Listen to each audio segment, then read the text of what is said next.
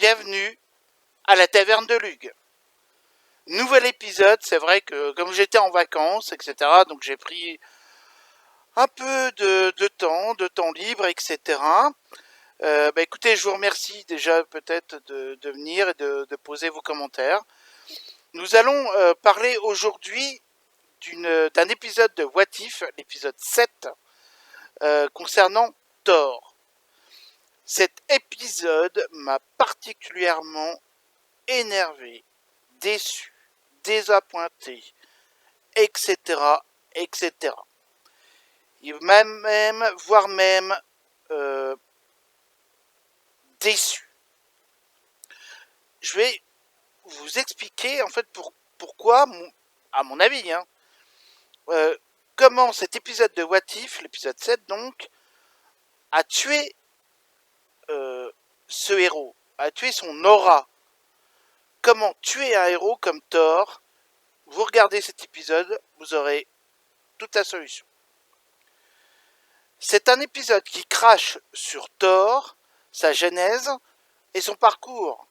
Il est écrit, à mon avis, par des auteurs qui ne connaissent rien aux comics d'antan, qui connaissent rien à une uchronie. Je suis désolé, mais c'est le cas. Il ne peut pas être décrit comme un pilier de bar, où seul l'amusement l'intéresse. Ce n'est pas Jojo le rigolo. C'est un dieu, bordel.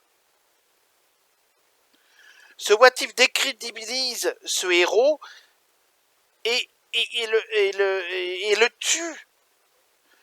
Faut pas avoir peur des mots, car Thor n'est pas un être humain lambda.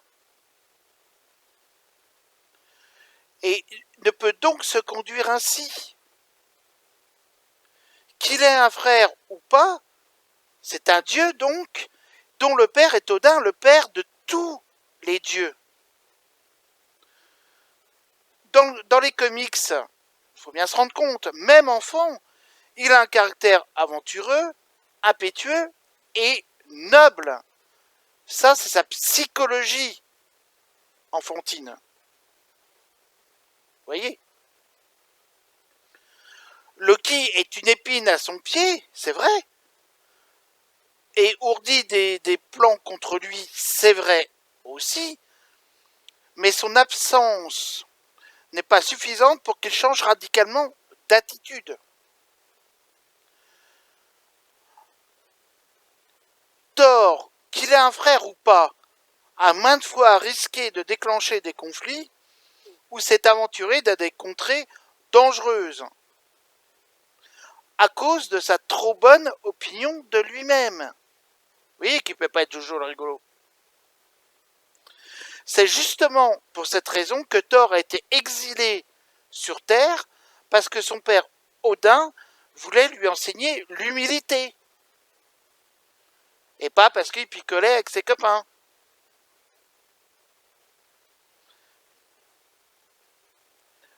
Et la sentence très sévère de son père correspond bien au caractère des dieux, finalement. Dans les comics, suite à cet exil, Thor prend l'apparence d'un médecin qui va marcher avec une canne, sans aucun pouvoir, et il devra prouver qu'il est digne de redevenir Thor en retrouvant son fameux marteau. Si un père comme Odin est capable de ce genre de punition, cela veut dire que Thor reçoit une éducation stricte et sans complaisance de la part de ses parents. Donc, même s'il est un enfant unique, cette situation, cette éducation ne peut changer. Tout simplement. Ce what if ou cette uchronie n'est pas suffisante pour transformer Thor en tenancier de bordel.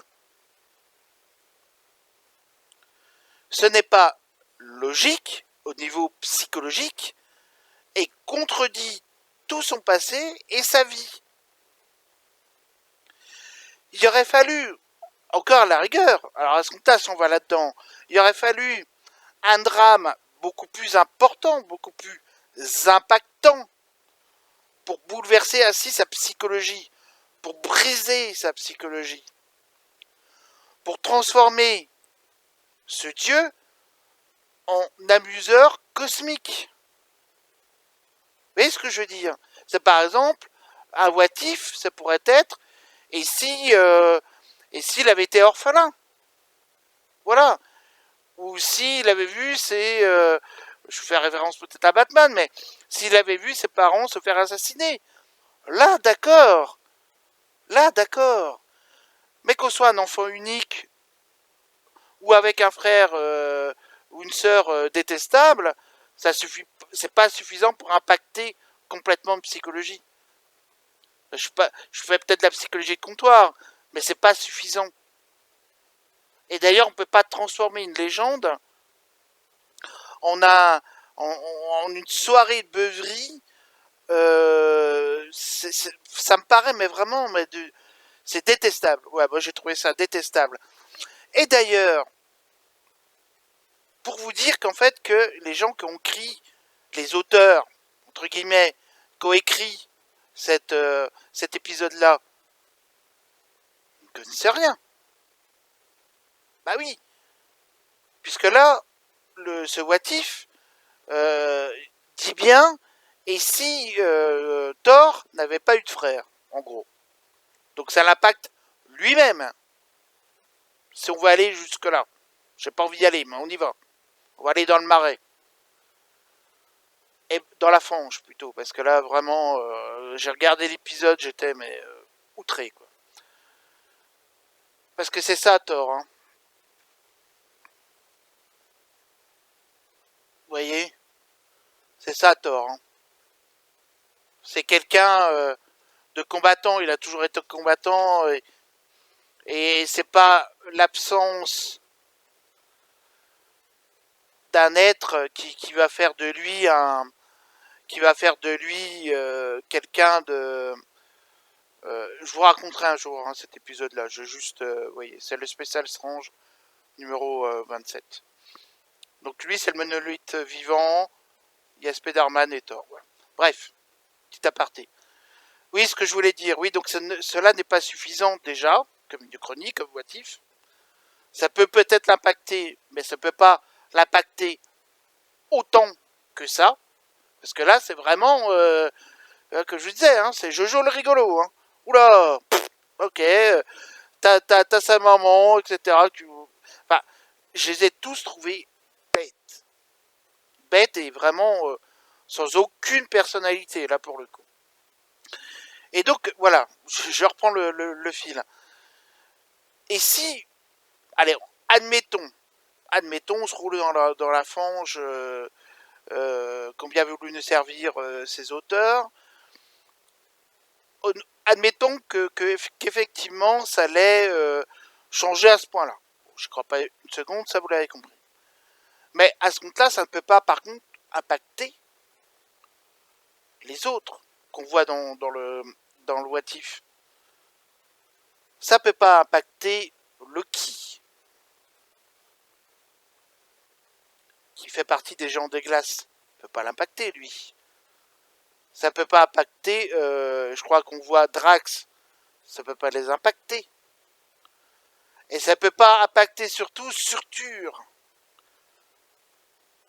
qui fait des conneries avec la statue de la liberté. Non, Surtur, c'est un méchant. On parlera de Ragnarok un jour. Donc, si ça impacte quelqu'un, ça ne peut être que lui. Ça ne peut pas être l'entièreté de l'univers. Vous voyez ce que je veux dire?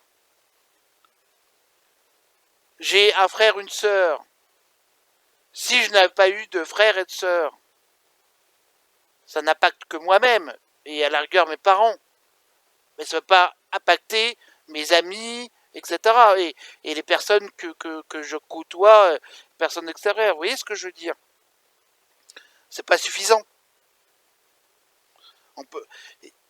Après, il y a aussi Howard le canard. Alors ça c'est le jubilé.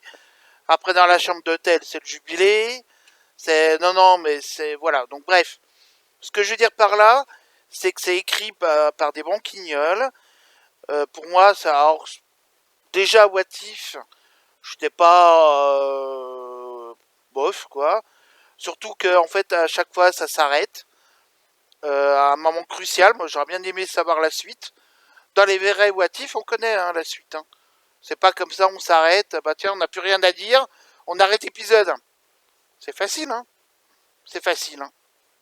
Imaginez un roman et t'as l'auteur qui dit oh, bah tiens bah, finalement moi je me rappelle tu vois ça me fait chier d'écrire la suite là, j'arrête avant avant la résolution de l'intrigue hein. Comme ça moi c'est simple donc voilà donc je suis énervé je suis déçu ça me gonfle mais bon de toute façon je pense que je vous retrouverai je ferai une nouvelle vidéo jeudi ou demain ou jeudi peu importe.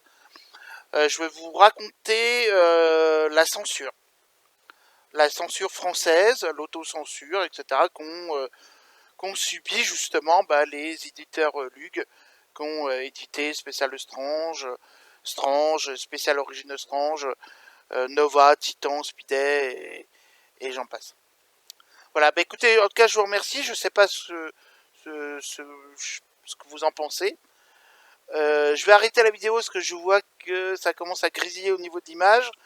J'espère que vous m'entendez bien. J'essaie toujours de voir avec le micro, etc. En tout cas, je vous souhaite une très bonne soirée. Et puis, à bientôt à la taverne de Luc.